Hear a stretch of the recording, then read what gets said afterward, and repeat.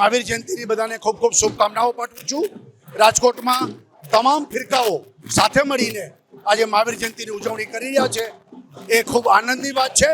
ભગવાન મહાવીરનો સંદેશ અહિંસા, અપરિગ્રહ, અનેકાંત, એના ઉપર જગત ચાલશે તો આ જગતમાં શાંતિ થશે, અશાંતિમાંથી આપણે બહાર નીકળીશું। ભગવાન મહાવીરનો 2623મો આ જન્મ કલ્યાણક સમગ્ર વિશ્વ જ્યારે હિંસાથી સળગી રહ્યું છે ત્યારે ભગવાન મહાવીરનો આ જન્મ કલ્યાણક સમગ્ર જગતના કલ્યાણ માટે પરમાત્માનો કલ્યાણક હોય છે।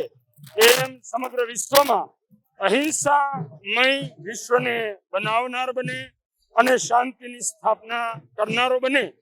પરમાત્મા ભલે દેહ સ્વરૂપે આપણી વચ્ચે નથી, પરંતુ સર્વના હૃદયની અંદર ભાવ પરમાત્માનું અવતરણ થાય અને સર્વના હૃદયમાં પરમાત્મા ભાવ અવતરે, જેથી પરસ્પર મૈત્રી ભાવ અને પ્રમોદ ભાવ સર્વના હૃદયમાં પ્રગટે, જેથી પરમાત્માનો કલ્યાણક આપણે જગતની અંદર સાર્થક બને અને સમગ્ર વિશ્વના સમસ્ત દેશોને, સમસ્ત સમાજોને આપણે એવી અપીલ કરીએ છીએ કે સમન્વયવાદ અને અહિંસાના ભાવને સર્વ હૃદયમાં સ્થાપિત કરી અને પરસ્પર માનવ માત્ર પરસ્પર એકબીજાની સાથે જોડાય અને પોતાનું જીવન પસાર કરે।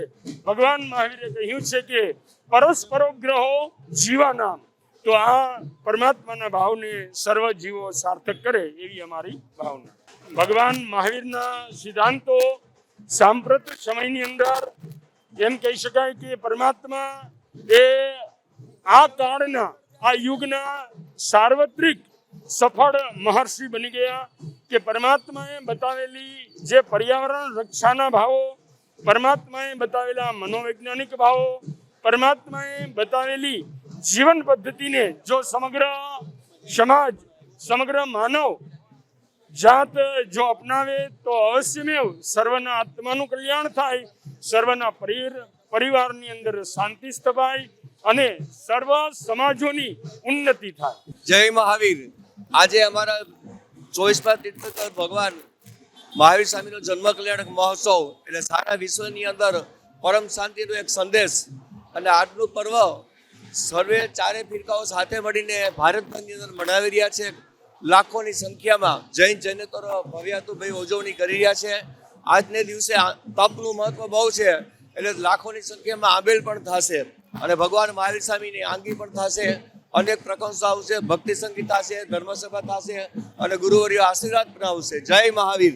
ચંદ્રકાંત સાહેબ 26 પ્લોટ છે,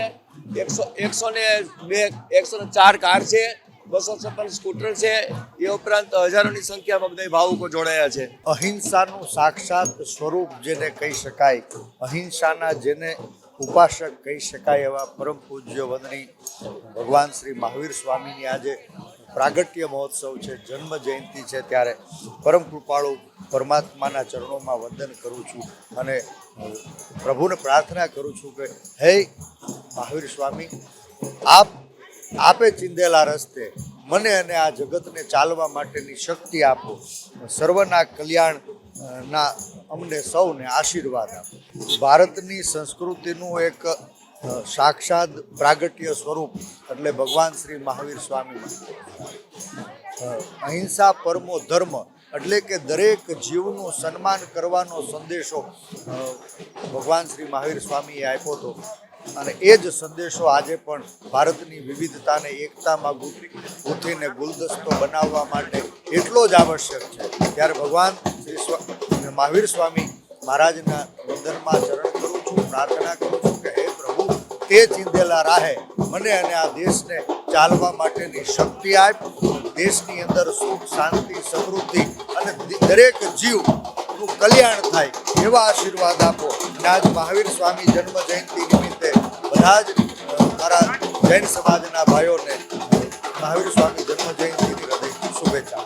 આજે પવિત્ર પર્વ છે, ભગવાન મહાવીર સ્વામીનો જન્મ કલ્યાણક મહોત્સવ રાજકોટ વર્ષોથી જે ઉજવે છે, અને એમાં આજે તો બધા જ ફિરકાઓ જૈન સમાજના બધા જ અલગ અલગ વિભાગો સાથે સાથે જૈન સોશિયલ ગ્રુપ અને પાછળ બધા સાથે મળીને આ ઉજવી રહ્યા છે. ત્યારે ખૂબ આનંદની વાત છે કે આજે વિશ્વ આખું જ્યારે હિંસા આતંકવાદમાં ફેલાઈ ગયું છે ત્યારે મહાવીર સ્વામીનો જીવન સંદેશ અને સંદેશ એટલે સત્ય અહિંસા કરુણા પ્રેમ એ આપણે બધાએ વિશ્વમાં ફેલાવવાની આવશ્યકતા છે.